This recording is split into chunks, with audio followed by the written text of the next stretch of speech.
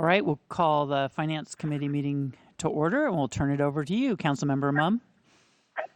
Thank you. Thanks for everybody's help this morning. Hello, and welcome to our Finance and Administration meeting.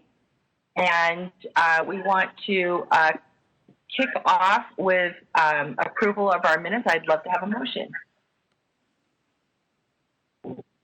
So moved. Second. Any discussion? All in favor? Aye. Aye. Aye. Anyone opposed? Thank you.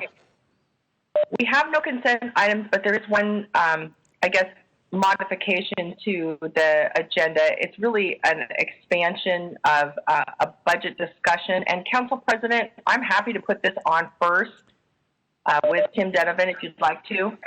No, let's put it at the end of the meeting. I think the meeting's not long. It'll fit a little better at the end, I think.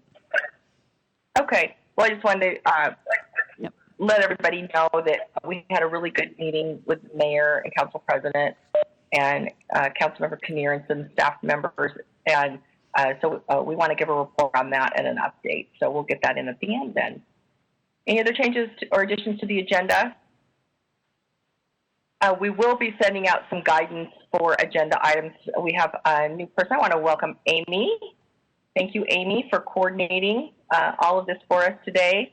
And we want to help her out and make sure that everything gets in on Thursday so we can notify you of what's coming up so you can prepare. All right, we will start off first. Tanya, you have a whole section here with reserves and engineering services relocation. Yes, thank you, council members. I hope everybody can hear me. The first item is Spokane Municipal Code changes. This was brought up last month at the Finance Committee. I provided a memo and just a proposal for some of those changes. I'm just going to highlight some of what our thoughts are, and then it might be more appropriate to bring this up again going forward in the next couple months. There really is time to talk through a reserve policy that you want in code. This is usually something that is done at the end of the year as we're reclassifying fund balance. So we really do have time to take this topic through a robust discussion and get exactly what you want and what you intend into code.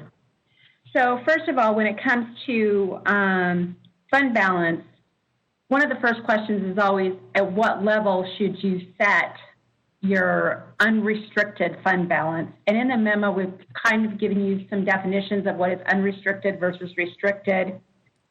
Just for guidance, we're suggesting is that we put something together that says the total sum of unrestricted is between 15 and 20%. This also falls in line with national recommendations of at least 16 to 17%. So this is well within those guidelines.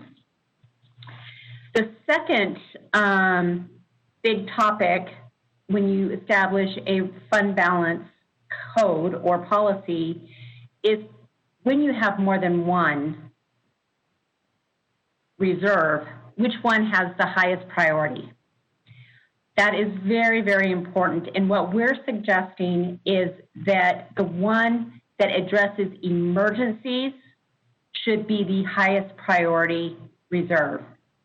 And this is, for example, a revenue stabilization reserve, which is a very sound reserve and is a very commonplace reserve. However, you can't really use in an emergency, say, and we'll say a windstorm event, where it's not because of lack of revenues, it's an emergent event, you wouldn't be able to use that reserve. If you choose to establish a strategic reserve, typically that is also not a reserve that is used for emergencies. So in order to address emergencies, it is very commonplace to have that be your highest priority reserve that is funded when it comes to that order. Just something for the City Council to consider, which is a very common thing, is to have your contingency and revenue stabilization reserve as a single reserve and just add that to the criteria for use. with any reserve, any use of reserves, it will always come to City Council to approve. So that would just be if you chose to combine those two reserves into a single and just add criteria as a revenue loss in a program be another criteria in order to access that reserve. So it's just something for you to think about.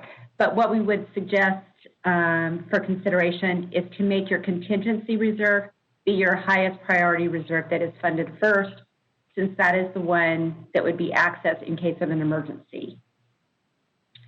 Now, the third item in a reserve policy is funding level formulas. How do each of these reserves that you choose to set up, at what level do we fund them? Again, a reserve is something that happens at the end of a fiscal year. It's your net assets, and it's based on what actually happens. It's not really based on budget. Budget is your plan, it's your authority. So at the end of the year, we close out the year, and here's the amount that has now fallen to the bottom line. In that amount of money that has fallen to the bottom line, you decide by your policy how much of that should go to the priority levels of those reserves. So keeping it really simple, your contingency reserve, if that was your highest priority, we'd fund that first. And what we're suggesting is 10% of budgeted operating expenditures. Easy to calculate, it gets funded to that level. The next, revenue stabilization, 3.5% of operating revenues, since it is tied to revenues. So that gets funded second. And then a strategic reserve, 1% or up to 3% of budgeted operating expenditures.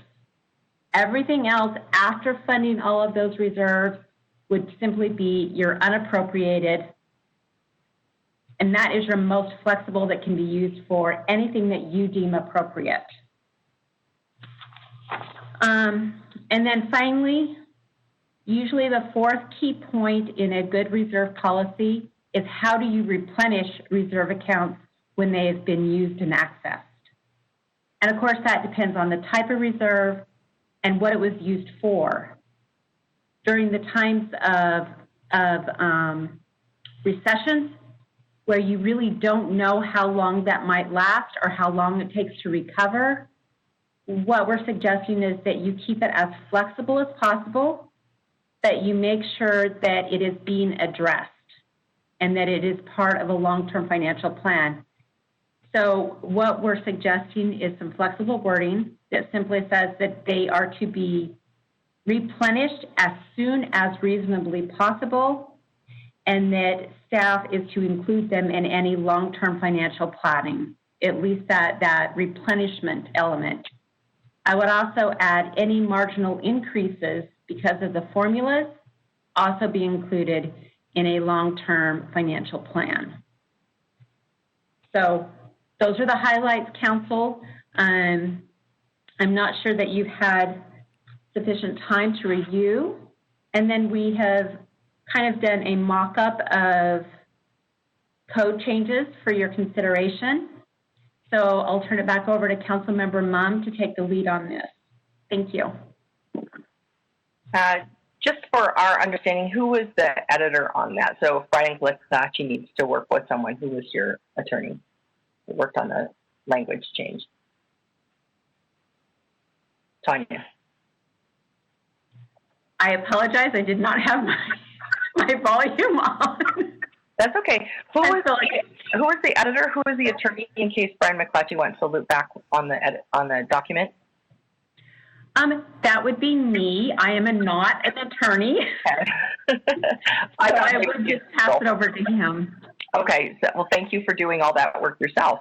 But I do have some questions, and if it's okay, I'll go first and then ask for other questions. But I'm looking at page 22.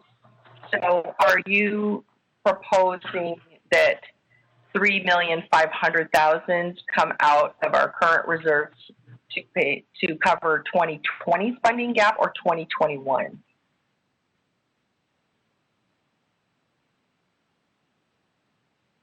Okay, so I'm assuming that you're meaning on this sheet. Yeah, it's the general fund reserve report for September 20th. Council members, that is a report, and none of that has been decided yet. Part of the 3.5 million, I just put a placeholder there. Obviously, exact expenditures requests would come to you in a formal manner. I put that in there. $500,000 of that was in part because of the traffic calming, so we already know that, and that will move up into something that you have already formally approved.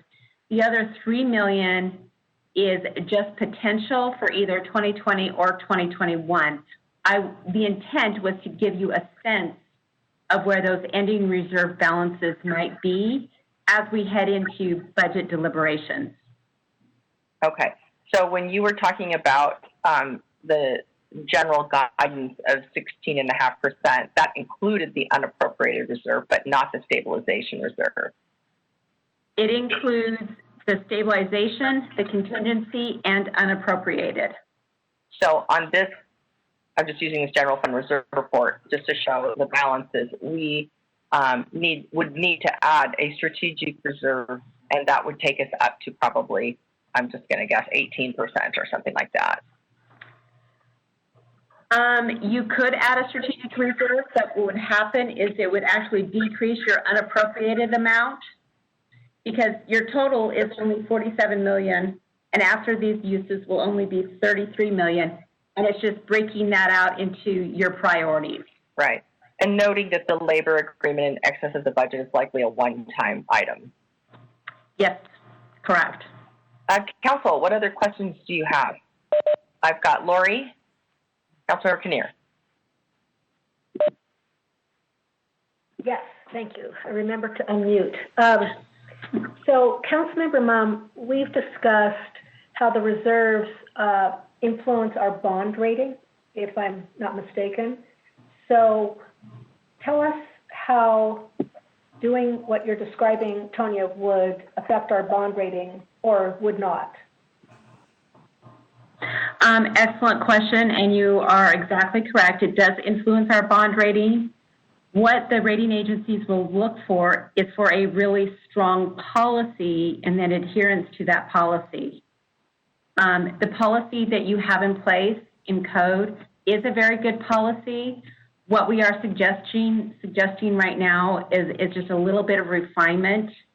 For example, on the use and the replenishment, that would be an enhancement to what you already have, so it'll make it just a little bit stronger, a little bit clearer, which will be a benefit. And then they will actually look at when you do use it,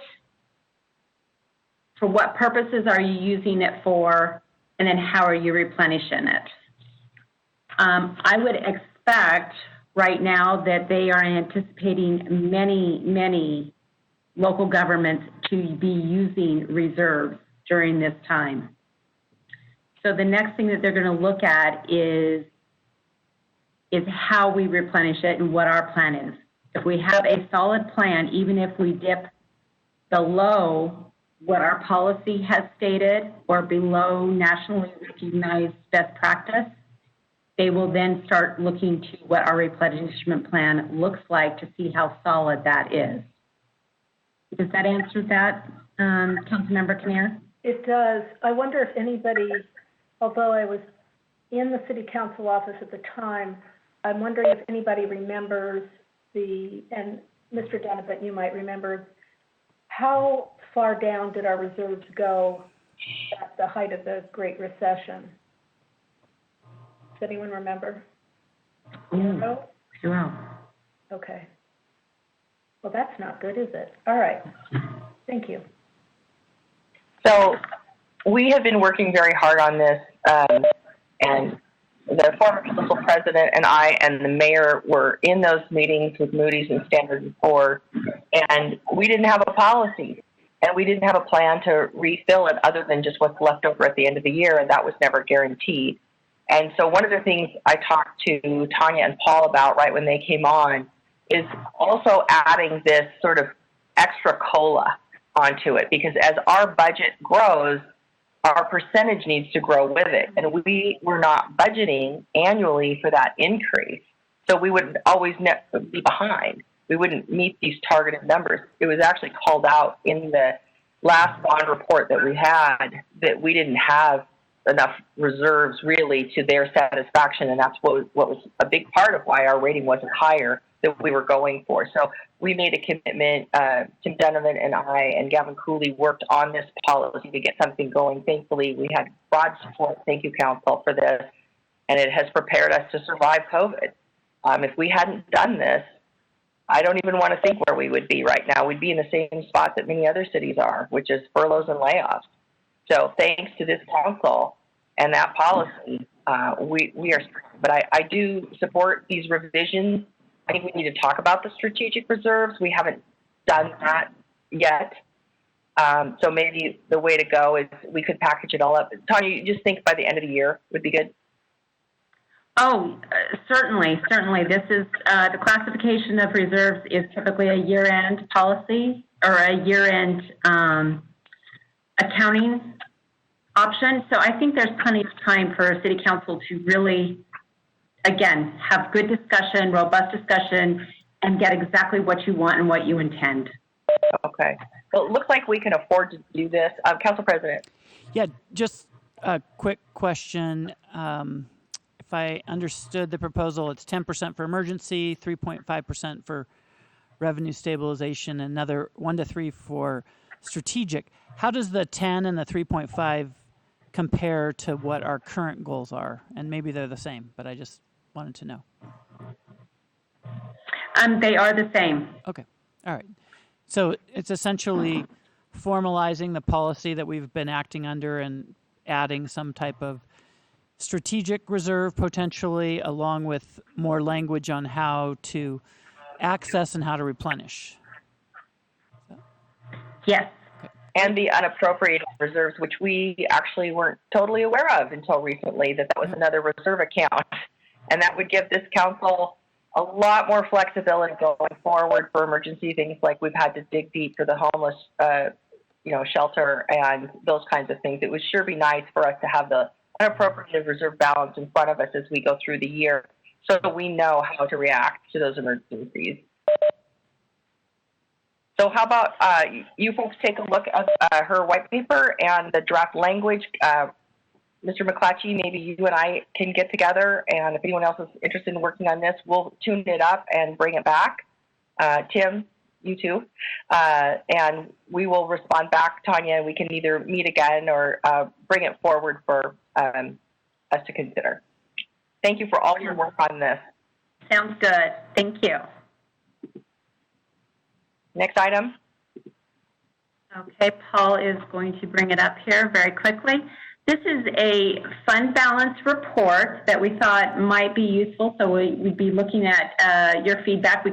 I was flashing it on the screen, but we'll kind of walk through it and see if there are any questions, and if you do, in fact, find it useful. So, again, right now there are 3 key accounts in the fund balance that we want to always keep in front of you, and that's the Revenue Stabilization Reserve, the Contingency Reserve, and then the rest, which is the unappropriated reserve that is your most flexible pot of money. The Revenue Stabilization and the Contingency Reserves have criteria on how they can be used and under what circumstances they can be used. So there are restrictions that are placed on those. But as of September, so here was your beginning balance, and then your use in terms of the revenue loss coverage, and Paul's going to talk a little bit about that. We're assuming that in 2020, we could lose up to $8.5 million of revenue, but we can offset some of that with our 2020 cost containment efforts.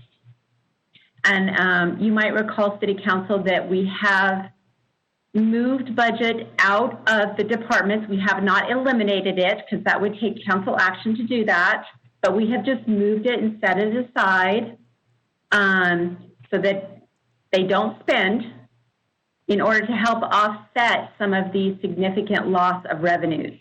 That would bring this ending balance down at the end of the year to 5.3.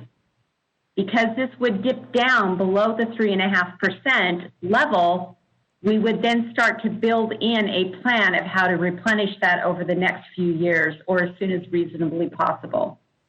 Now, your contingency reserve. This is really for emergencies. Some of our COVID response would be deemed an emergency. Right now, we're anticipating that we can cover most of that from COVID relief and FEMA. But the emergency shelter facilities that were enacted in QR1 would be considered an emergency and an appropriate use of this reserve. So this would be the balance. Now, if you come to your unappropriated reserve balance, we started with 19.6, have since used for permanent housing projects, the scraps contract increase, emergency management, the hiring of a director there. Again, the transfer of $500,000 to traffic calming, which is part of this potential $3.5 million. These are highlighted because they haven't yet happened, but we're anticipating there could be some activity there. Labor agreements in excess of the budgeted amount. Again, we have the Guild. We also have Local 29 that is open right now. So we don't know the outcome, and this is not to prejudge any negotiation that is going on at this time. It's just to give context of where we might go with $19.6 million. We may end this year with $7.5 million left. That still keeps, again, with what we were suggesting, in a 15 to 20% total ending fund balance. This would still keep us within that range, if that is a comfort level of the City Council. So we hope you find this useful. If so, we can start to provide this on a monthly basis. But I think this gives you some insight into where those ending balances might be by the end of 2020. Questions?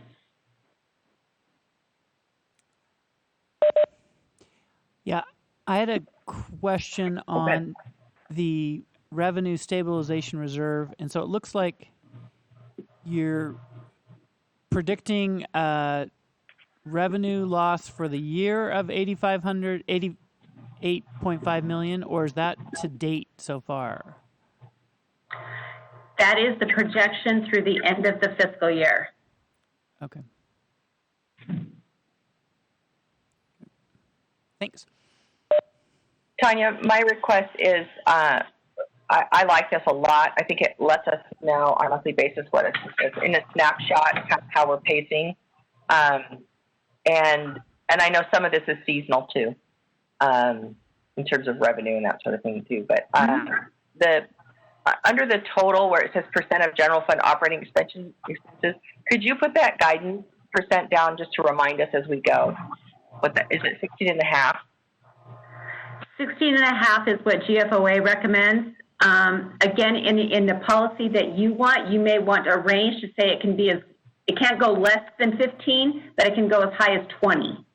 So why don't that's a good safety range. For now, can you put the GFAO guidance in there so we can just remember that?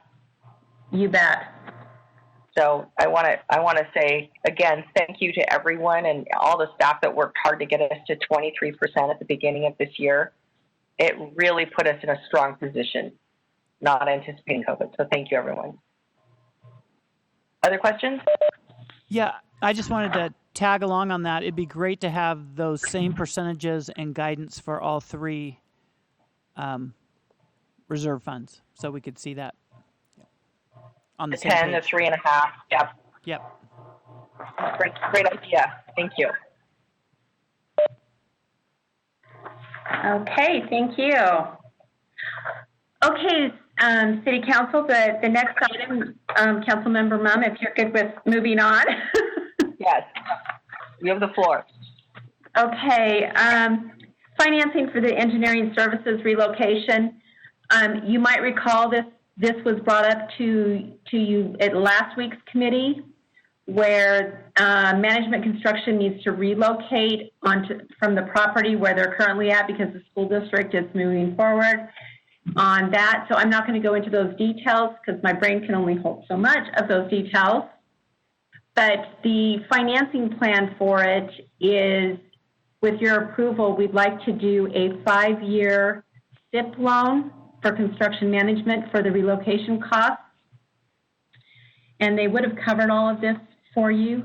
the benefit of the SIP loan is that they can recapture these costs through their annual operations, and most of these costs that they would pass on go into the grants and some of the other funding for a lot of their capital projects. So while the general fund or the SIP financing would pay for this upfront, it will be coming back through that recapture program and billing out of those services, and then provide the annual debt service of about $240,000 on a 5-year SIP. So this seems to be the best option to fund that up to $1.2 million worth of costs. The other added benefit of what was put forward last week was the use of the old fleet facility. So this is an asset that the city has that is not utilized at this time. So this will actually put into use one of our assets and make it better utilized in a long term with a relatively small price tag. The other options that were considered far exceeded the $1.2 million. So this was the least cost option. It utilized an existing asset, and with a 5-year SIP, this is money that at least 90% of that would be coming back to the city through the billing process for those construction projects. Any questions, City Council? I know we're going to be talking about the intermodal. Is Dave Steele already on? I'm just wondering, long term, how long do we want to hold on to this? Yes, ma'am. I am on here. So, do you have a long range plan for this site? for the you mean the third floor, or do you mean the facility overall? Well, we've looked at a lot of different things for this. So, are we settled? Yes, as far as inland behavioral health, yeah, they are settled. They've got a floor plan, if that's what you're referring to. Oh no, I'm not talking about that. I'm talking about the Fleet Services location on Foothills. Oh, Fleet. Okay. We were on that item. I thought since you're on the phone, you could address it. Tanya might have information. Yeah, no, I don't. Sorry. Okay. Councilmember Munn, to my knowledge, that facility, the old Fleet building, is not utilized, has not been utilized, and to my knowledge, there is no long-term plan for utilization of that facility, at least at this time. Is it surplusable? Yeah. No, it's not. It sits kind of right in the middle of their campus, so it's not something we could parse out. There are there's some water labs. There are other buildings around it. So as Dave said, it kind of sits in the middle of the campus. But that was also one of the benefits of utilizing the old Fleet facility, is that there were other services that construction management usually taps into that would be right there on campus with them. So it had a lot of synergistic benefits to having them there in that shell. Other questions on this?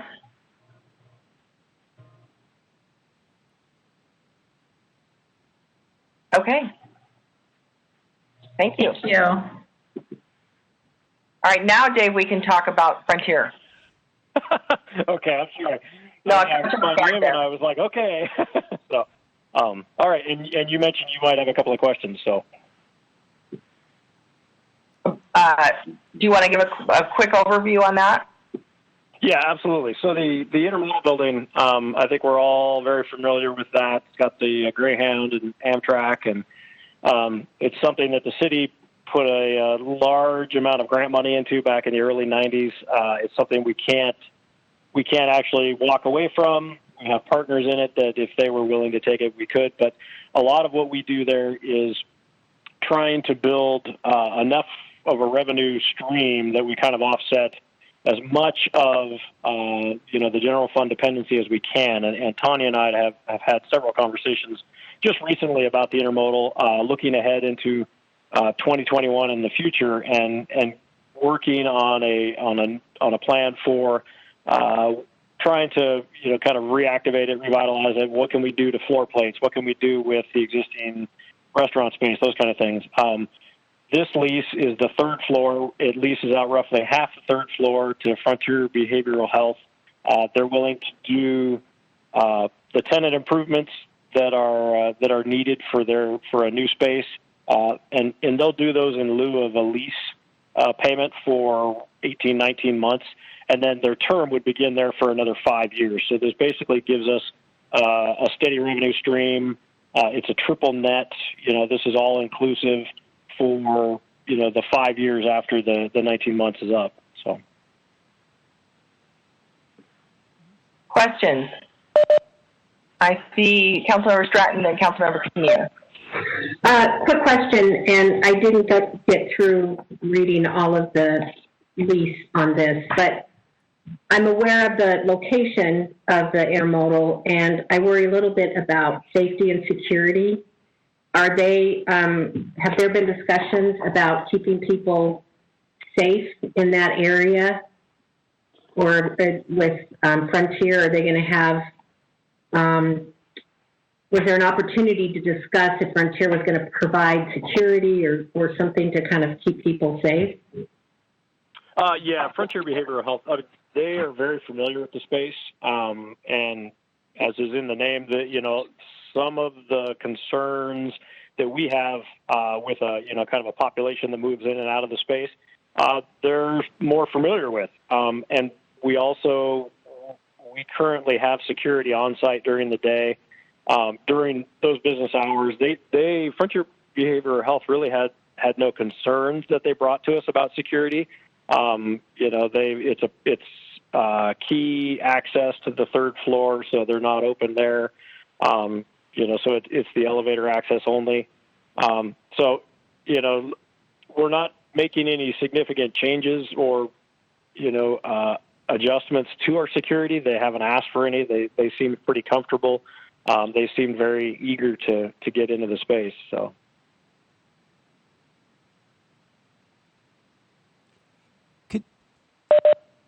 Dave, could you just talk a little bit about what they're going to use the space for?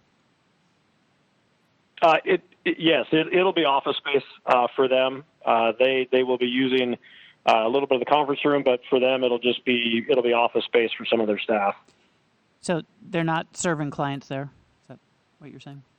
If it is, it's walk-in. It's paperwork. It's administrative kind of things. It's not. It's not going to be. To my understanding, significant impact of their clients. And then Councilmember Wilkerson. Oh, sorry, Councilmember Stratton, did you want to follow up? I just wanted to clarify, I guess part of my concern is also just that surrounding block is not safe. If you're there at night, or if you park there at night, or if you drive around, I always see a lot of activity in those bushes and that whole block. So I guess my concern is twofold. It's the inside that building, but also outside that building for people parking and people that might be working at night. It makes me a little nervous. So we'll see how that goes. Okay, we're going to go back to Councilmember Kinnear and then Councilmember Wilkerson. Thank you. And Dave, as you recall, we had a conversation last year, I think, Council President and I, with you, on cleaning up that corner there because Lutheran Community Services wanted that to be re-landscaped for SEPTEB reasons. So I'm hoping that we can go ahead with that. The other piece I'd like to know is how many, so we've got half of the third floor that's going to be used. So we have half of the third floor that's going to be open, and then we have the bottom floor, right, that is available. And I'm wondering what kind of marketing are we going to do going forward to get all of that space filled? I'll touch on the SEPTED project. That was one that was in our budget for this year. When COVID rolled out, we kind of had to set that one aside because, again, the general fund is basically supporting this, this site for the most part. And so that project kind of got set aside. We have the plans. We've had them looked at by the officers that kind of help us out with the SEPTED projects. So we're ready to go there. It strictly becomes a budget concern. And so, I just kind of leave it up to how we want to tackle that. But yeah, you're right. That corner is long been a problem. And that kind of rolls back to the other question from Councilwoman Stratton about safety we recognize the site in general, and so the SEPTED adjustments that we want to make, hopefully will have an impact there. But the security that we provide there for the building, they do move around a little bit, but you're right. Once you get outside, away from the core of the building, it gets more difficult to bring it all the way to a top shelf level. As far as the rest of the floor, G&B, Goodale and Barbieri, they're the folks we have contracted to manage it. They're continually pushing the remainder of that office space on the third floor at the market rate. It has always been a tough space to lease, so that's why we were very grateful to have Frontier Behavioral Health step up. But they will continue to do that. Currently, prior to COVID, we had the catering business working out of the restaurants of that space. It's just kind of sitting right now. Those folks have had to kind of close down due to COVID, but they've asked that they could relaunch as we move out of the COVID situation.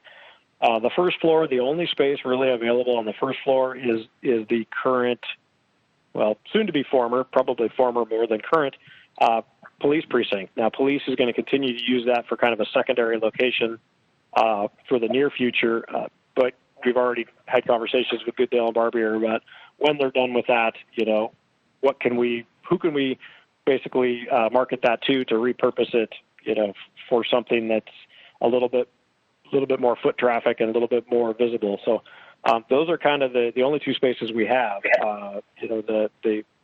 The rest of it, Amtrak, Greyhound, those folks, they all kind of do their thing out of there.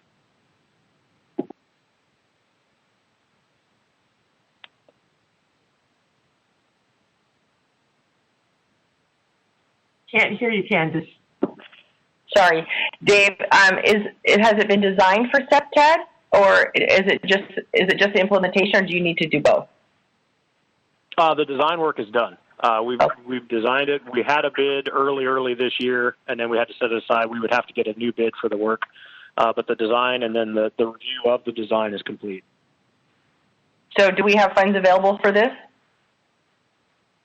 Looking at the budgetary impacts, we ended up upping the security during COVID because of the decrease. So the facility is definitely being supported by the general fund to a much higher level this year than it has typically.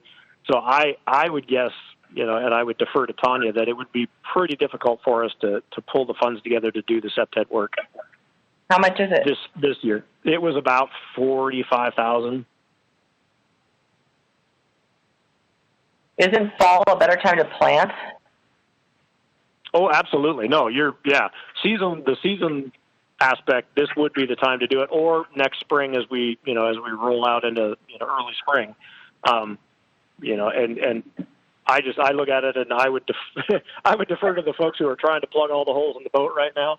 But you're right. This fall or early next spring are by far the better times to do it. Well, now that we potentially would have a contract, it might be something to consider. Councilmember Wilkerson, you've been so patient. Oh, thank you, Councilmember Mom. I had just wanted to echo Councilmember Kinnear and Stratton. I was actually down in that neighborhood by the intermodal just a few weeks ago, and the businesses said they were having their own security, even though there is a police quasi-station across the street. They were getting no services, and so they are really struggling. So if there's going to be something that could assist them, I support it, or we need to amplify that and get some help for those businesses down there because they don't feel safe either. Council President? Yeah, Dave, since we have you, can you just give us a thumbnail sketch of what that septad mitigation might be?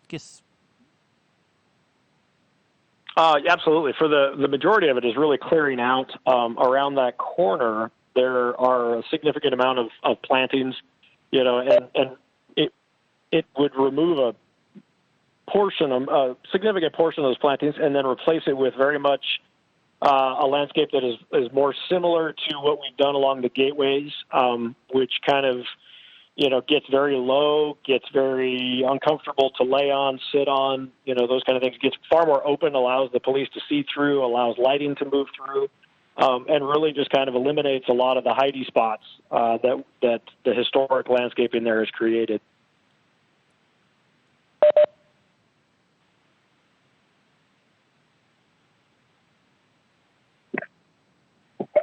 Could one remedy be that you go ahead and do the clearing this fall and the planting next spring?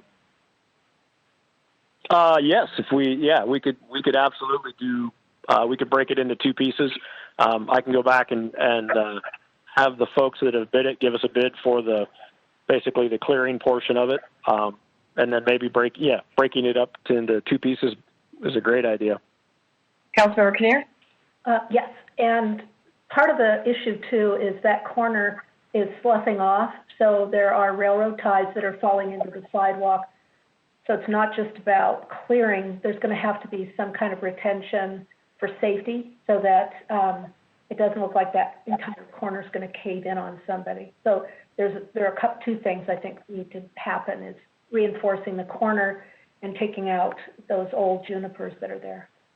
Council, do you want to just give some feedback here? Do you think that sounds like a good idea to do the safety improvements and clearing for fall and then address when to put the planting in the spring?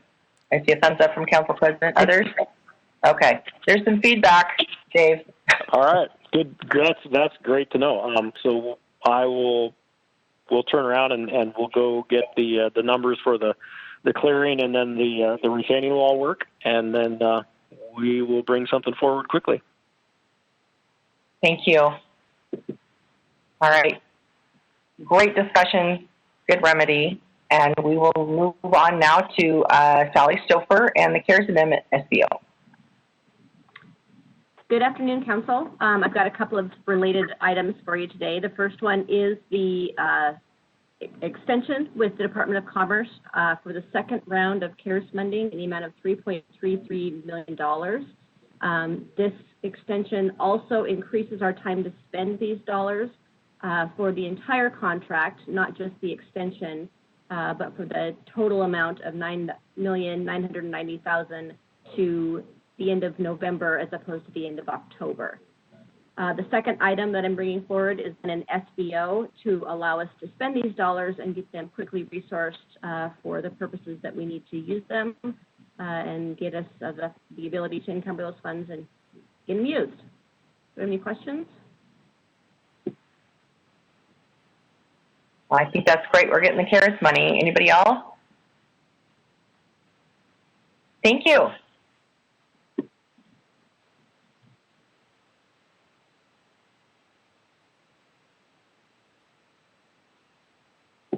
Lastly, in this section, we have a contract amendment for special counsel. Mike Ormsby. Thank you, Councilwoman Mumm and members of the council. We have been working with Brian Grogan and Mawson Barnett on the franchise agreement with Comcast. As we've been working through that process, we had another provider, TDS, also approach the city wanting to enter into a franchise agreement. We used the same contract to do that. And then we have some FCC issues and problems that we needed to work through and needed advice from Mr. Grogan and his firm. And so we have now about wrapped up the Comcast agreement. The TDS agreement is done, and we're still waiting to see the final draft of the FCC rules. But we estimate with the bill we have and some unbilled outstanding time that we're going to need another $20,000 to complete our work by this firm. To be fair, they did a lot more than we anticipated they were going to do when we began this because we had additional issues and we have another franchise agreement with another provider. So we would ask the council to consider what we hope is our final contract amendment with this firm. And I'd be happy to answer any questions. Any questions? My question is, this is pretty much a one-time expense. We would be getting revenue from this. Is that correct? It is. I believe the length of and Councilman Beggs worked on this more than I did. I believe the length of this franchise term is 10 years. And we will be getting annual revenue from them through taxes, and then we get PEG fees, which are for capital. So, and they actually provide funds to offset the legal fees we incur as well. So, when you consider the PEG fees and the work that they do for educational television, the community actually comes out ahead. Any other questions? Thank you. Thank you. All right, our next section is, oh, yes. Hi, this is Paul and Josie. I just didn't know if you want me to go over the SBO for the city side of the COVID response up above. It was underneath Sally's item.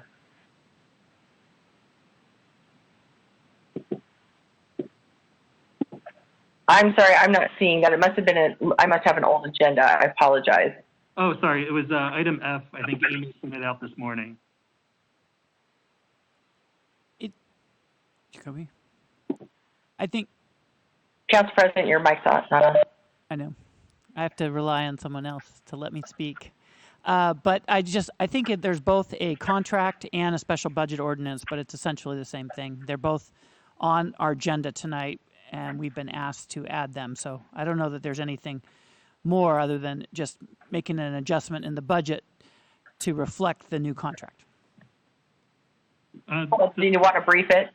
Oh, sorry. Yeah, this is actually a second SBO, separate from Sally's. Oh, okay. So I'll just do sorry, if it's okay, I'll just do it really quick. Sure. And then Okay. next time we're going to make you do this on Thursday, so you don't do it on a Mondays because we don't have it on our list. So this is the SBO for the city response. This is separate from the community response items that Sally's been briefing the last couple of months. This is the balance of the original $6.6 million. And this goes to all the city departments that have incurred costs. We had our audit team, Tyler Benner and Danielle Arnold, working on this for the last couple of months, going through each expenditure and making sure they're eligible for either CARES reimbursement or FEMA reimbursement.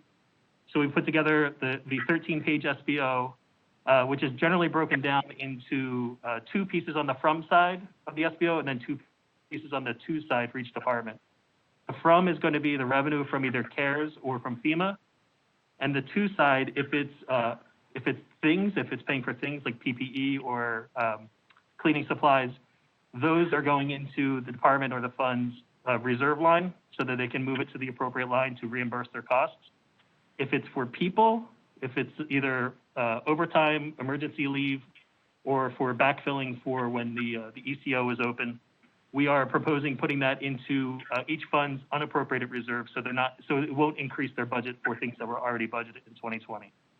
So that's just the general orientation of the SBO. If there's any questions, we're happy to answer them. I'm not seeing any questions. Last chance. 13 pages. Good Lord. Thank you.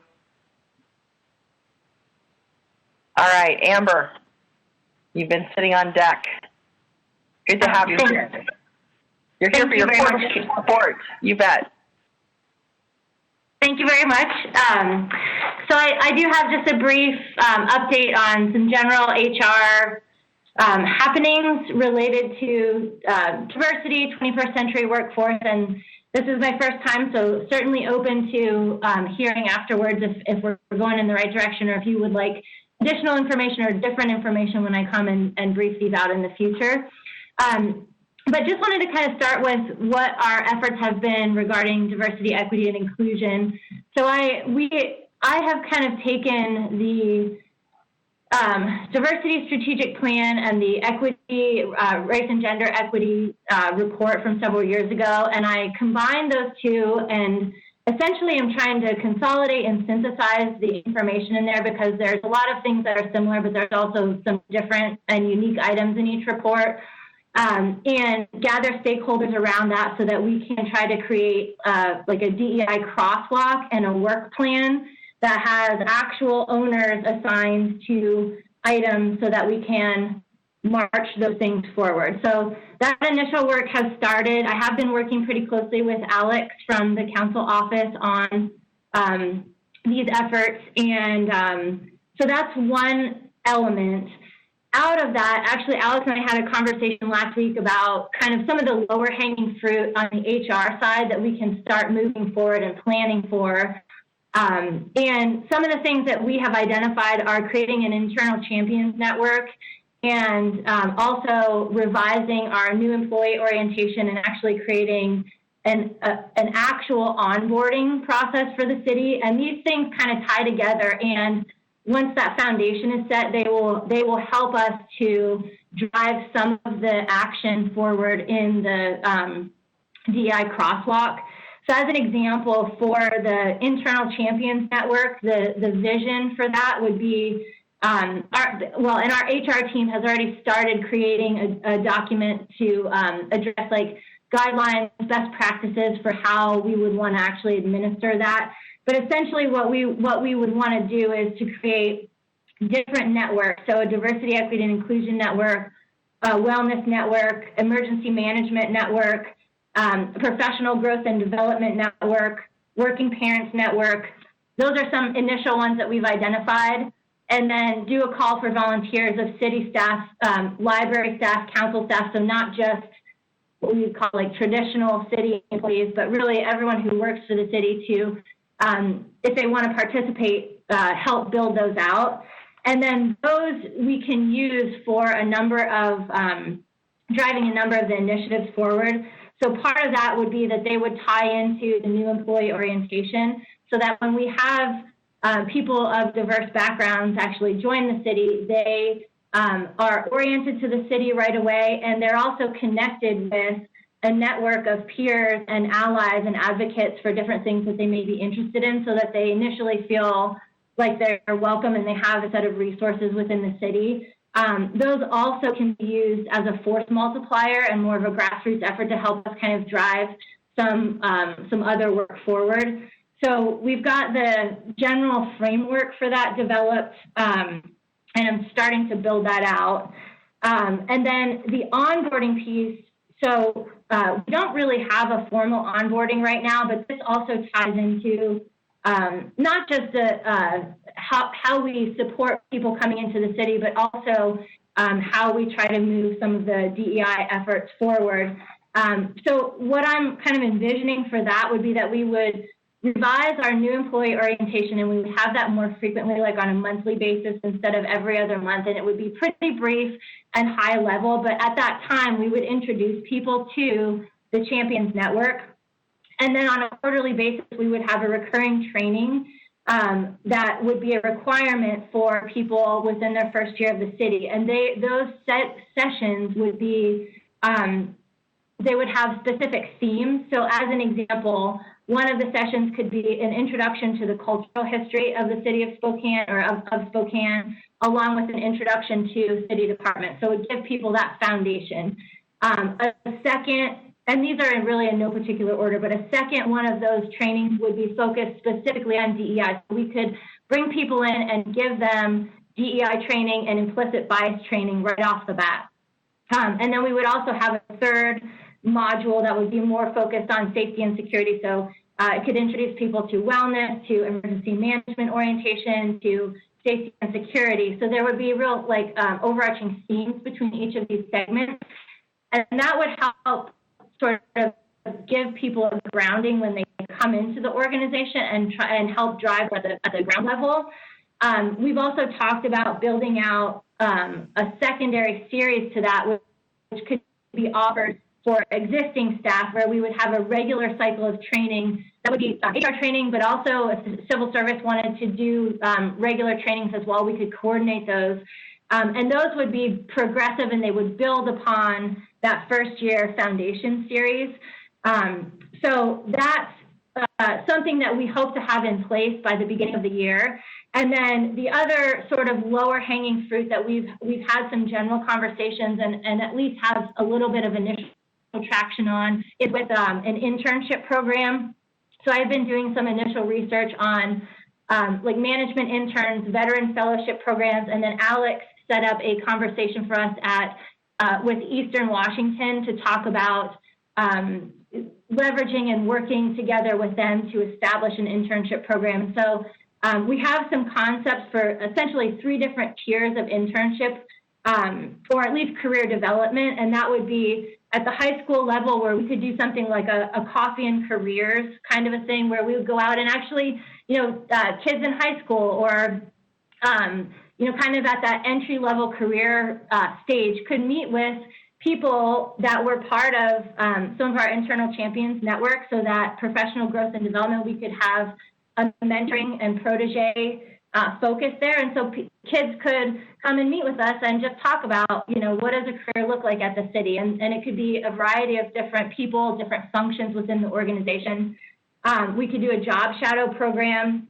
And then we would have an early career internship program that could be a shorter duration, like 8 weeks or something with a rotation through departments to give people an orientation to just the breadth and depth of work within the city.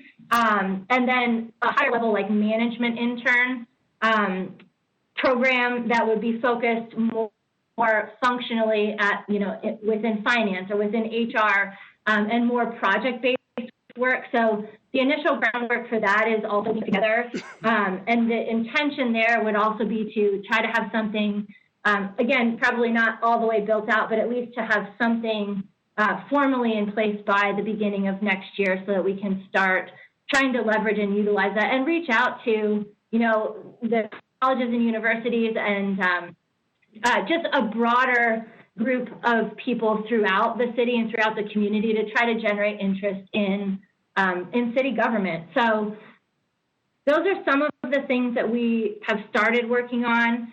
And then just in other HR news, we are also, our safety team is trying to look at building out more of a, right now I would say we have kind of a narrow safety program, and we're trying to build out a citywide safety program to make more efficient use of the resources that we do have.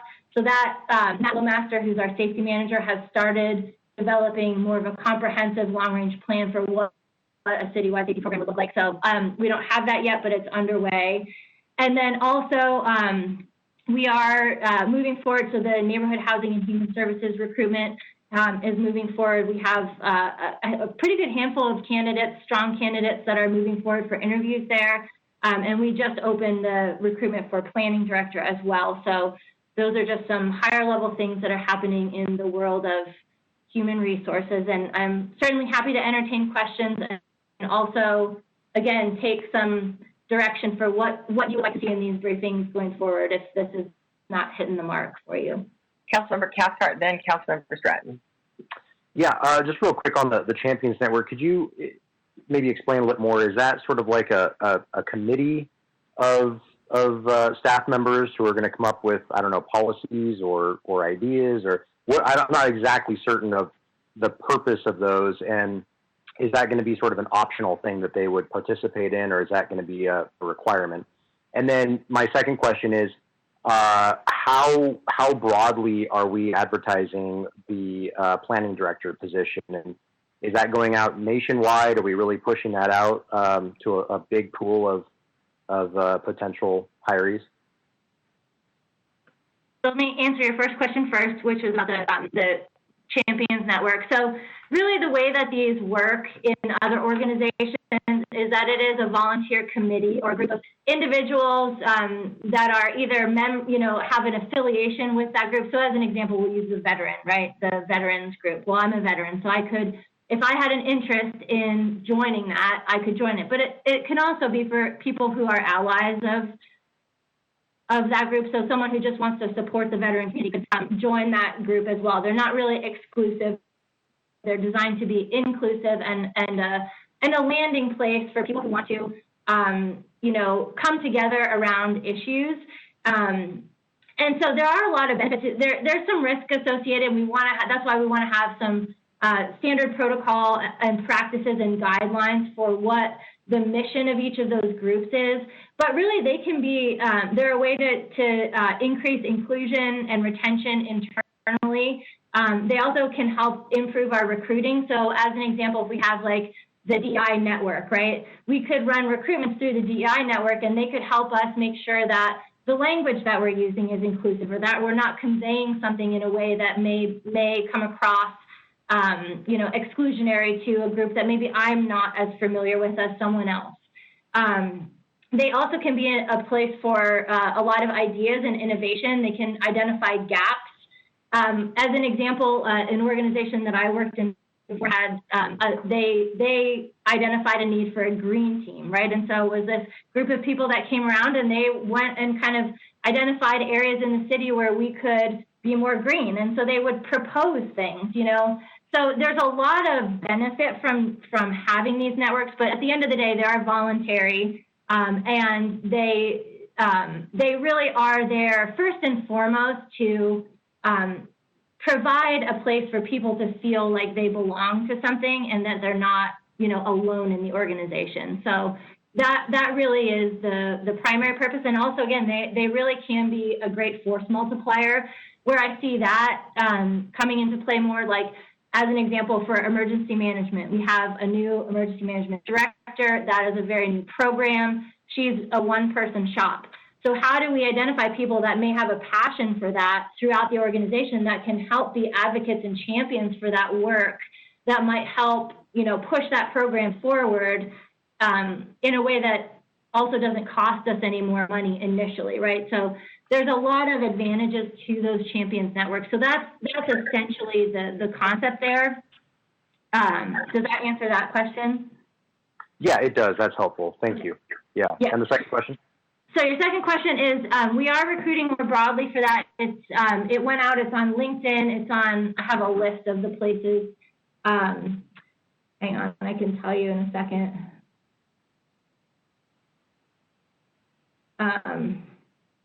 It's on Government Jobs, it's on Association of Washington Cities, Indeed, all of our social media sites, it's on Handshake. We are looking at putting it on Next City and Planet Zen, which are planning focused.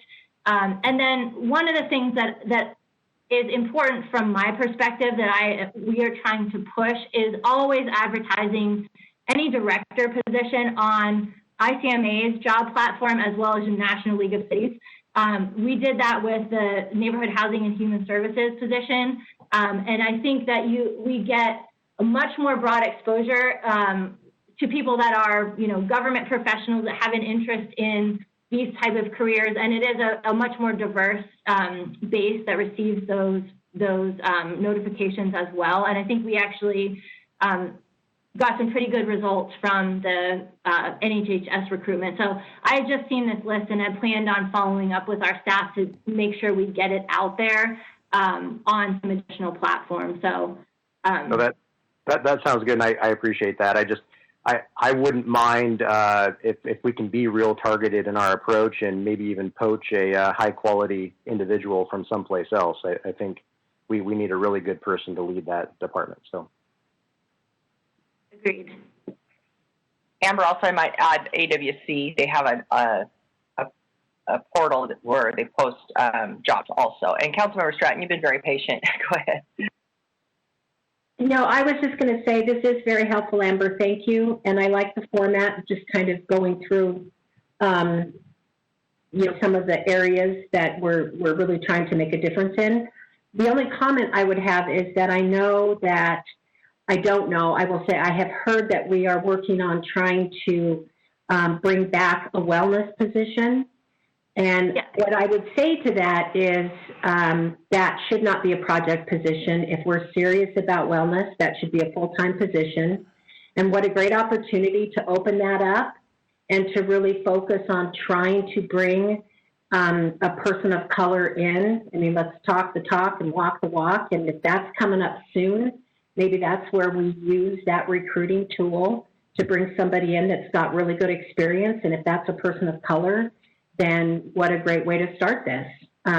So that's just my comment, because I know that's been coming up, and I know that council had a concern and some interest in that position last year. So maybe use that to really prove that we're out there to diversify our workforce, and that we open that up and we make that available to individuals around the community that qualify for it. And if it's a person of color, that'd be fabulous. Thank you. And may I just quickly respond to that? So just a couple things for the planning position. It is on AWC's site, and for the wellness position, the intent for that is to be a full-time classified position. I put in the request for the new classification, and it is going to take a while to have the classification developed. And so only in the interim, we are trying to fill that position, because there really is, just with all of the events going on, the need for, a more proactive approach to wellness is really important. So that position is going to be a full-time position. As soon as the classification is done and the test is finished, we will look to hire for that as a permanent FTE. Could you send Then I would just recommend that we,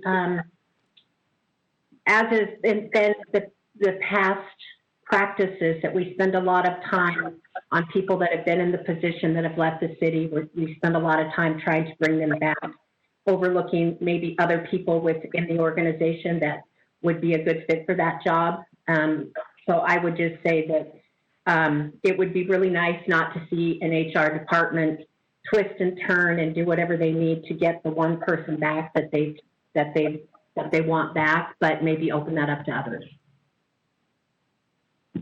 Understood. Could we see the job description or the draft when you get there? And I'm very supportive of employee engagement. I felt our approach last time was really narrowly focused on physical fitness. There's so many other pieces of employee engagement. There's a lot of software out there. The state of Washington uses some. So I support having someone coordinate all of this, but I also expect that the city could do so much more and really expand that to make it open to all the needs of our workforce. Betsy's been waiting. Councilmember Wilkerson, you're waiting to go. Thank you. And then Councilmember Kinnear, I'll be brief. First of all, Amber, thank you for the presentation. Thank you for your energy. I am excited to hear about the internships, especially at the high school level. So many communities of color don't know anything about government or how to access government, and I think that's a great on-ramp. I like the whole sense of building community at City Hall, and you did share that we are an aging workforce down here, so we have to look at things differently. I do want to call out the administration and council that if you guys are doing DEI work, that has not happened on the 7th floor. And I think if we are leaders, it needs to start up here first, and then, because that's how things happen. So I look forward to working with you on that, and with my council mates and with the administration.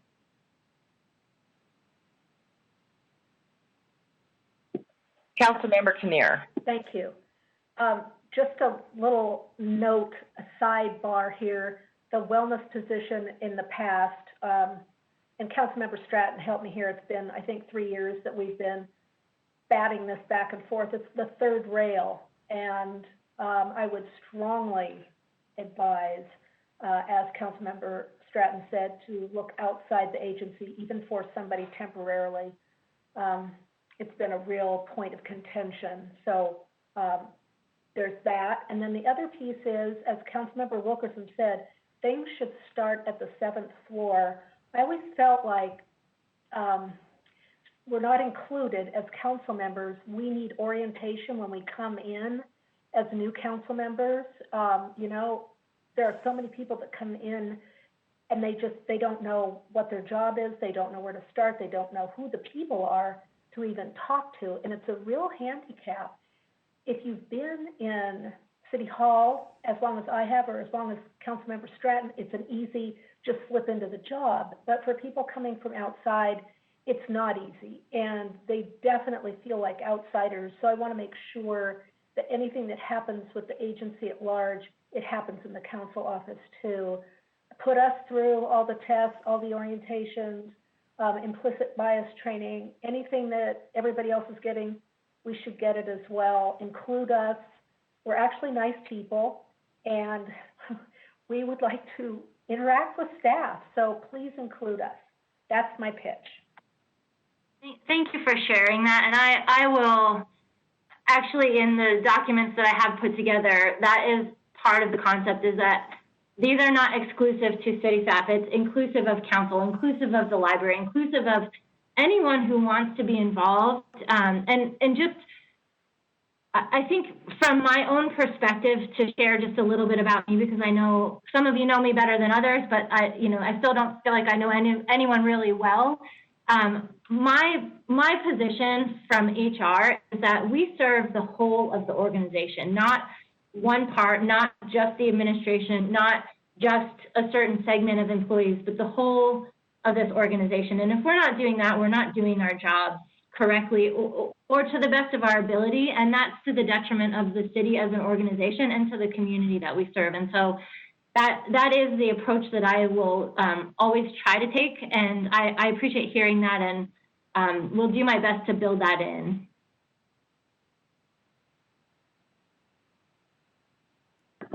Okay, anything else on this? Great discussion. Wonderful. Yeah, and if you could send that job description, that would be great. I do support what others have said here, that I think we need to take it to another level. So thanks so much. All right, let's see. Intra-fund transfer report. Paul, you have 3 items here. You want to roll all through them? Actually, 4. I think we can do that if it works for you. Okay, then we'll end up with Kim and Brian talking about the budget process. Okay.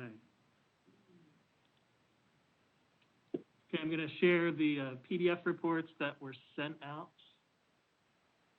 I think last week or so. You should see the intra-fund budget transfer report on your screens. Yes.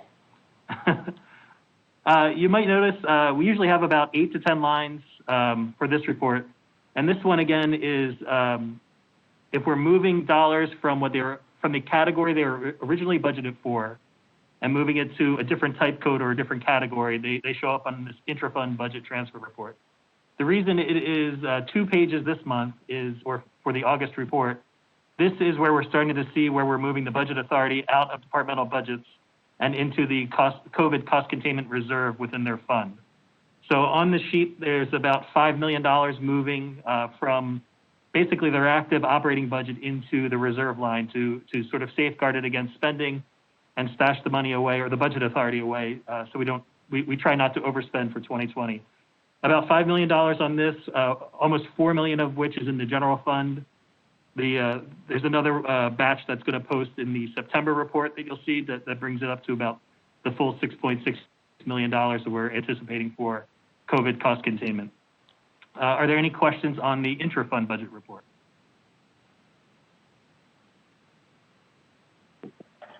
I don't think so.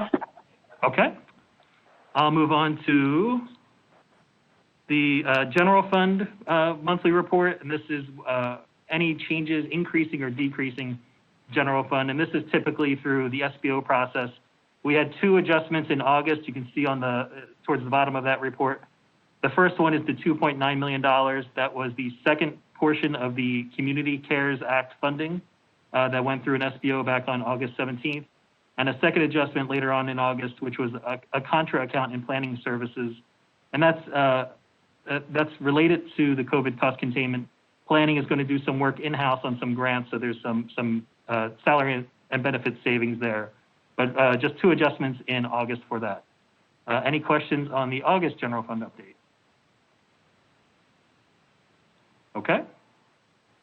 Keep going. Moving over to the former 1-page general fund financial summary for August. We've updated this monthly, and we try to highlight the changes in yellow. So there are a number of changes on the revenue side. Under the FEMA reimbursement in the July report, I think we had to be determined still. We've updated that. This ties essentially to the SBO that we briefed a little bit earlier. It's about $516,000 for FEMA reimbursement for the COVID costs that we're applying for. And then the other two adjustments on the revenue side is where we're first showing our updated projected 2020 revenue losses. I believe in earlier months, we continue to show the initial $15.2 million decrease we were anticipating. As we've gotten more months of actuals and sales tax has come in a little stronger than we anticipated, we're revising this down, as Tanya mentioned earlier, to $8.5 million for 2020. Paul, what is the other revenue loss? Those are all the other categories. So that's our city utility taxes, private utility taxes. Interest earnings is a big one there that we had budgeted pretty high for, or pretty reasonable for 2020 before everything hit. And property tax, I think, is included in that one as another area for revenue. Is that just a cash flow problem on property tax? Because I believe property tax actually is higher. We're pretty close. I think we're about 3% down, and we still have another big collection coming up later in the year, but it would be included in that group if we're just in general other revenue. Okay. Because I'm seeing that they deferred it, but we may not receive it till January, I suppose. Right, yeah. So this is just the actuals that we're seeing in our financial system. Okay, we may want to account. Have we accounted for that in 2020? For 2020? For 2021, we have not adjusted. We just got updated numbers for property tax, I think, last week from the county. So we're going to take a look at that and then revise our numbers. And I think we have, per RCW, the revenue updates for council by October 5th. So we'll make sure everything's included by then for 2020 and 2021. Do we book it even though we don't receive it for 2020? Yes, if it's earned. Okay. All right. And then my other question is, does this update on the sales tax revenue include the latest report that just came in? This is updated for June actuals, which we receive in August. I'm sorry, we receive it beginning of September for June actuals, which post in August. Okay. So these are the latest ones? Correct, yeah. Okay, thank you. I think I saw Council President Beggs. Yeah, I can't see it on the screen. Yeah, I had a couple of questions for you, Paul. In terms of that $5 million, is that including the school speed radar camera revenues that we're not getting because of the lack of school? Is that in there? This is just general fund. Okay. So it's really going to be the utilities and those other type of interest earnings. Okay. And then the second thing is, once you do the special budget ordinance with the CARES Act money that the city is going to be reimbursed directly for their expenses, is that going to change the revenue to the good? Or is that already baked in there? Yeah, that's already baked in above at the $6.6 million. We have the revenue on the top, and then that's going to tie out to the expenditures down below. Okay. Thanks.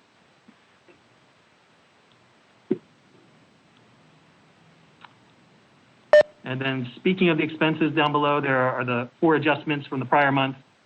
So the highlighted COVID-19 response expense, that ties to, I believe, probably, that and the city reopening costs will equal the amount in the SBO. So these are the amounts incurred from city departments for the COVID response.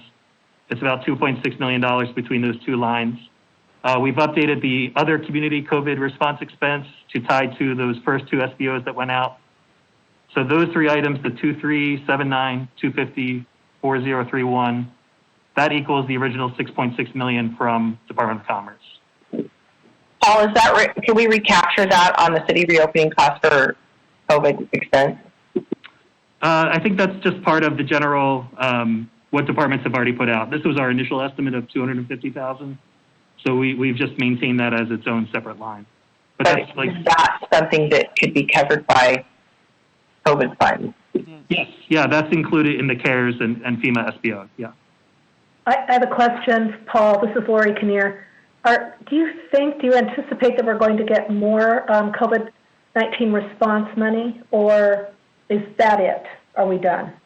I know you don't have a crystal ball. I get it. Oh, yeah. I mean, well, Sally had the SBO earlier for the additional 3.3 from the state that and the extending of the deadlines to spend that. But beyond that, I don't think we've heard much from our federal or state groups.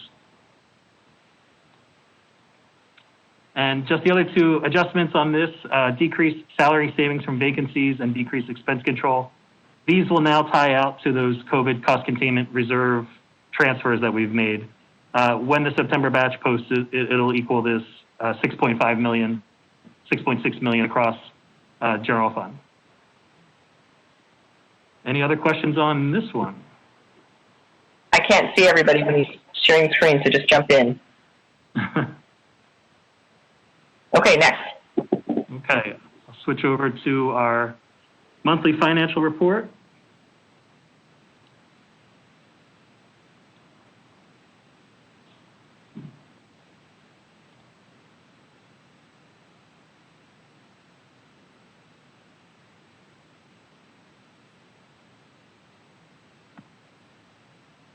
So in general, general fund revenues are down across the board about 6.6% year to date, and this is against what we project in the budget office as far as revenue. Local retail sales tax is about 10% below where we anticipated, but the potential bright spot is July and August actuals, which again are based on May and June activity. We're actually at or above fiscal 19 monthly amounts. On the expenditure side, we're also below budget through August, about 8%, with salaries and benefits approximately $1.1 million below budget. And again, to reiterate, the first batch of the COVID cost containment transfers posted in August, which moved the budget capacity out of the operating budgets. Uniform overtime. Through August, police and fire had spent 78% and 105% of their respective annual overtime budgets. And I did want to caveat that with some of these costs may be eligible for reimbursement through either FEMA, CARES, or other public safety grants.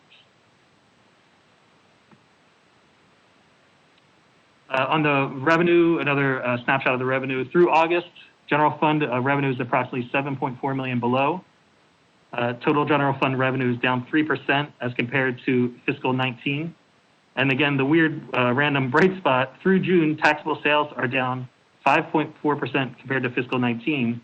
However, retail trade, which makes up our largest category of taxable sales, is actually up 15.5% compared to June 2019, and overall up almost 3% over 2019 as well. So it's really supporting the rest of the sectors. And I think the other one that was obviously really impacted is accommodation and food services, which is about 33% down from 2019 year to date.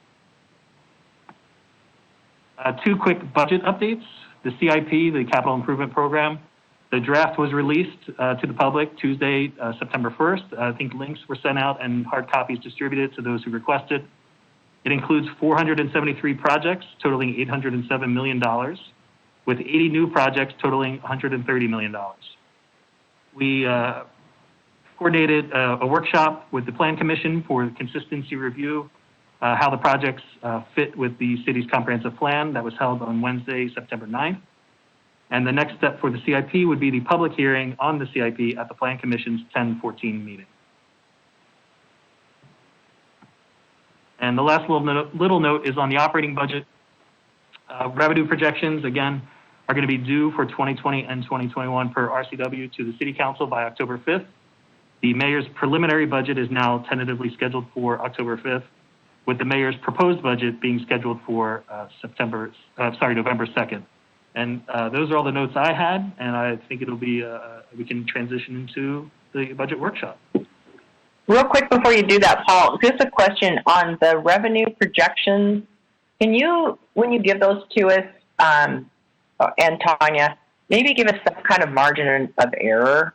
I know that's really impossible in COVID times, but it'd be nice to know if you think, well, plus or minus 10% or more. It'd be great. No problem. Anything else on what Paul just reported on?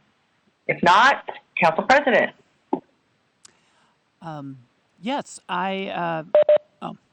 yes, thanks, just a couple weeks ago on our budget process, we decided we were going to try to carve out a little time at each of our council committees for council discussion.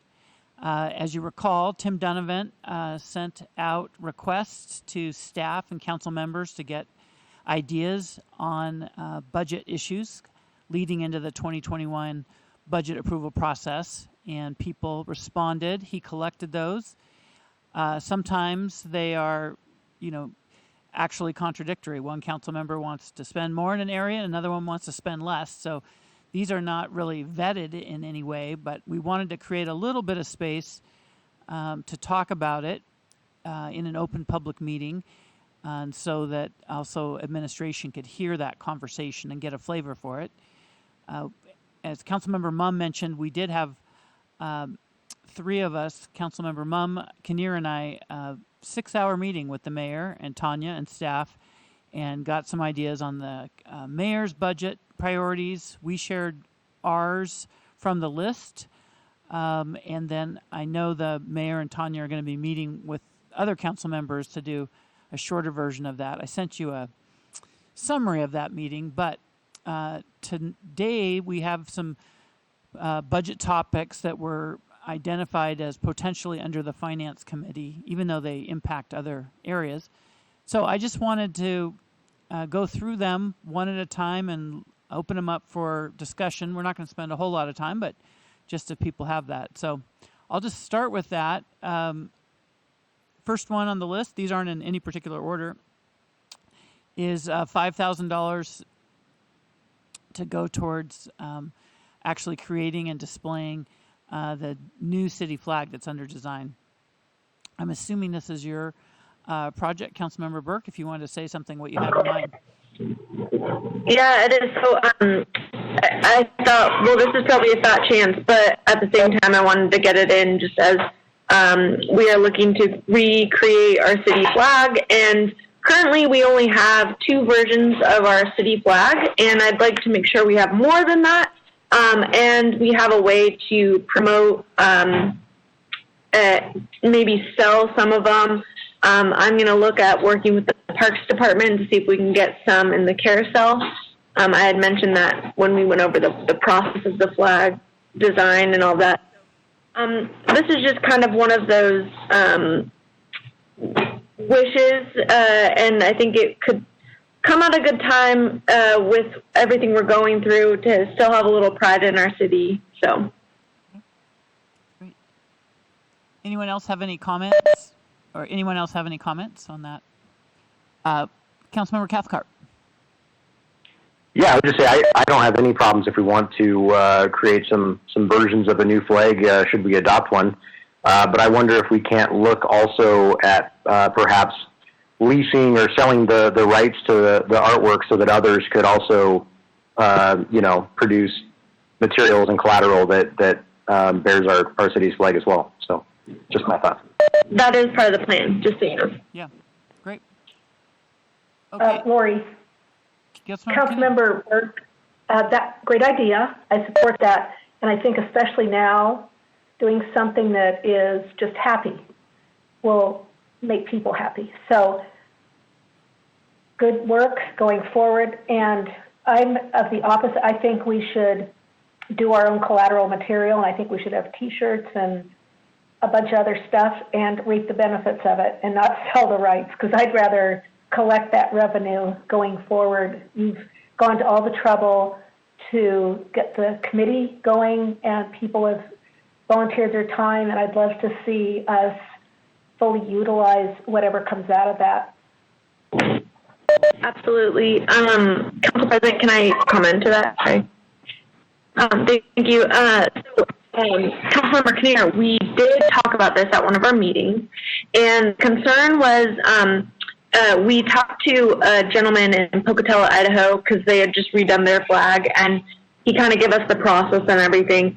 And one of the concerns he had brought up that really made a lot of sense is, let's just say a pride organization or some other organization in the city wanted to morph it to be more their colors or something like that. And so we want to make that available as an opportunity. So that would be something that use the logo to include in their type of work and stuff like that. So that was just the conversation around that. That's a great idea. I would like to just make sure that we're doing everything we can to promote it on other things like mugs and T-shirts and yada, yada. So, great.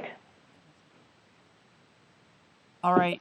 Another one that was brought up is the fact that the Parks Department, they get their revenues based on 8% of the 2-year budget previously. And so they actually are not, their budgeted approach from the revenues from the general fund are not down so much this year because they're going off of a good year. They did have issues with funds from the activities that they sell to people, so that's why they're understaffed. But in 2 years from now, they're going to get hit with a hard time, and so this idea was to consider allocating some money to them for next year, and specifically for the preservation of the free swim program. And I think that was Councilmember Kinnear who had some thoughts about that. Thank you. I approached Garrett, how can we help? I'm the liaison to the park board. And he indicated that for him and for the rest of the park board, the aquatics program was really important for a number of reasons. It provided children with free swim. And for those 6 weeks of the year that it's usually used, it is a great opportunity for kids to have good exercise, learn how to swim, all the things that we all did as kids. We want to make sure that that continues. That is supposing or presupposing that we're in phase 3. So if we're still in phase 2, we cannot go forward with that. But when you talk about aquatics and free swimming, it's the great equalizer for all of our neighborhoods. So nobody's left out. Anybody who wants to can go to a pool and use it. And I really do think it's important as we move forward to make sure that we do have equity among all of our neighborhoods and all the kids. And you had, I think, an amount of money in mind, not when this was submitted, but since then when you talked to him. What was that? Looking at around $300,000. So per pool for 6 weeks, $100,000. Okay. Great. Any comments? Councilor Burke and then Stratton. Okay. Thank you. So I am fully supportive of a program like this. If we are looking to go forward on something like this, I'd like us to have a bigger discussion about the Parks Department and their funding stream in terms of the fact that we don't vote on it and whatnot. So there's some issues there that are underlying for me. Although I am supportive of the system we have going with free pools, I just think we need to take a deeper dive as council to look at the existing issues with the way that our Parks Department is set up. And so hopefully we could have a discussion around that as well, because I do support a program like this. So. Councilmember Stratton?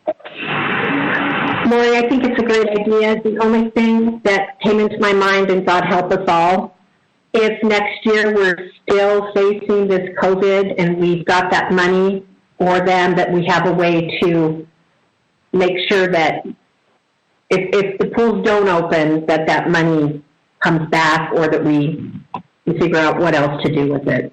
Right. I mean, that's a stretch, but that's what I thought about is. Yeah, and it would be in the form of a grant, so that if we're in phase 2, they wouldn't apply for the grant. It just wouldn't be there. Okay. But we can reserve it until we know for sure if we're going to be in phase 3 or not.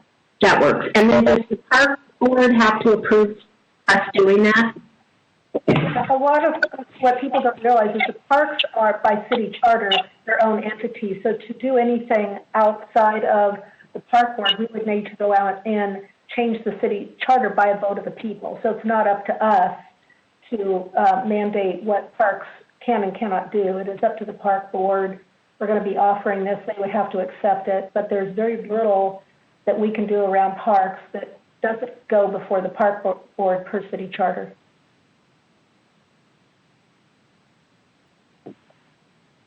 Councilmember Cathcart. Yeah, I would just add, I too would love to have that conversation around parks, but also recognizing it would require a change to the charter if we were to do something different. But I do think it's a worthy discussion for us to have. Tim. Thank you, Councilmember. I just want to add, as far as providing them the extra funds in response to Councilmember Stratton's question, we could, as Councilmember Kinnear said, just set the money aside in a reserve within the general fund. When the decision's made to open pools, if and they need the money, then it can be transferred to parks at that time. So you'd be able to preserve it in the general fund. In the event that pools don't open, it would never move. And as far as providing additional funds to parks, the general fund is always free to give them more money without changing any charter. We have to give them the minimum required. Minimum, yeah. I think it even states a minimum. We can give anything, the general fund can give any amount above that without requiring any approval from parks. So I'm sure they take it. I don't think they'd have to, they're going to accept anything we'll give them above the 8%. But I don't think there's any kind of charter change that would be needed unless you're changing the whole basic underlying formula of how parks is funded. But if you just want to provide extra funding to them, that can be done just through a separate allocation above and beyond the 8%. Back to you, Council President. All right. Thank you for letting me speak again. I had a couple more things. I'm going a little bit out of order, but one of the things that I heard from council members I thought was in one of our meetings was in terms of vacant positions is to keep them vacant now to save money in 2021 and into 2021 rather than lay off existing employees and then fill vacant positions. So I did get a bit of an update. The administration had announced that they were doing a hiring freeze, I want to say in March of the year. But I learned from finance that it's not so much a hiring freeze as a hiring slowdown. Once a position becomes vacant, it has to go through a process to be approved for recruiting and hiring. So it's not that every position that's become vacant since March is still vacant. It's just a slowdown. But I just wanted to put this out there because I thought this was the sense of the council that they wanted to really focus on identifying vacant positions that could remain vacant in 2021 as opposed to filling them and then laying off existing long-term employees. But I just throw that out to see if anyone either agrees or disagrees with that, just so the administration can hear that feedback. Councilmember Stratton? Councilmember Stratton. Oh, sorry, Councilmember. So I'm not sure this question's going to make sense, but I'll try. So what I worry about is laying off current employees and replacing them with project or part-time employees. Do those two categories fit into this freeze? Does that make sense? Yeah, well, I think it just adds another point to it. So we'll type in and add that to not replacing regular full-time employees with project and part-time employees. And I'll stop calling on people, Councilmember Mum. Sorry about that. Oh, no, I was just helping you because of your mic. You go ahead. I see Councilmember Cathcart. Yeah, I would just say I would agree with the exception of I think we need to fill the public safety positions. But other than that, I think a freeze makes a lot of sense. Okay. And then there was kind of a related one, which is if you did have to lay off people, to prioritize keeping those employees who are actually providing direct service to the public. So again, just trying to channel what I've heard from other council members, and I throw it out there for either an agree or disagree or extra suggestions. Not seeing any. Just clarification. Cathcart has. Oh, sorry. Direct service. Are we talking about folks working the desk on the first floor, or how do we define direct service? I I was describing it as broadly. So you mentioned police officers; they're providing direct service. So it's not customer service, counter service. It's just actual interactions with the public or building, roads, repairing roads that the public sees and experiences the direct city service. So that's. I guess versus say like a planner who may not interact with the public. Well, planners do. I don't really want to get into like the job classifications because that will cause all sorts. Well, I'm just trying to it's just an example, but but more of like the principle. If you were comparing two positions, which one provided more direct public service and benefit? As opposed to carving out specific job titles and saying, oh, this one is first on the layoff block. So I'm not trying to do that, but just if you were comparing two potential cuts, err on the side of the one, keeping the one that provides more direct public service. So. Maybe. We're getting close to 3 o'clock. Just if we can, we got Councilmember Mom, Yes, I just want to comment on that.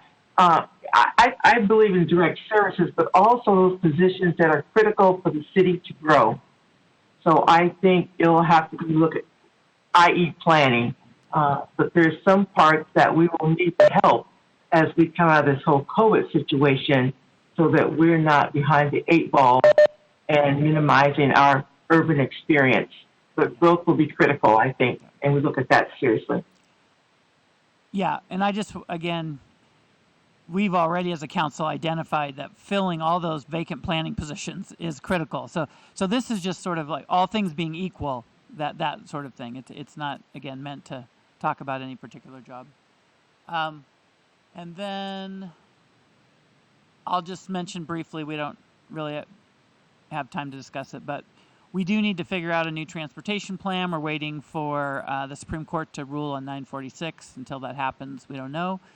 We did just today, our manager for transportation initiatives and community connectivity, Shauna Harshman, did start today. So we finally have our full staff and excited to have her. She is excited to work with us, but that does mean there's a vacant planning position. So unfortunately to that. And then the last one is the idea of exploring, are there some joint county city revenues to work on regional issues like homelessness and criminal justice reform and things like that. But I see that we're out of time, so I'll stop for this, and we will pick up this conversation on budget at the PIES committee next week, and there's a raft of items on there, and then there's a whole lot of items on public safety and community health in 2 weeks. Thanks. Okay, and then the last thing before we go, Tim, we did look to add another thing to the capital budget in regard to a study for a joint use firefighting facility. Do you want to mention that? In the budget meeting, we discussed that with the minister. Yeah, there was in conversation that I had with you, Fire District 9 has offered up, it sounds like, some capital dollars. Potentially. For a fire station that would sit up on 5 miles. So there was a request to put $100,000 in to do a feasibility study. And then telling about a good point about how old is our most recent siting plan for fire stations. So I don't know if that would have to be included in that. But it's something that would certainly, if we can secure capital dollars for something like that, it's certainly worth exploring the opportunity. Great. Well, we'll keep working on that, maybe bring it up at public safety. Anything else for this meeting today? Great job. We will see you in half an hour.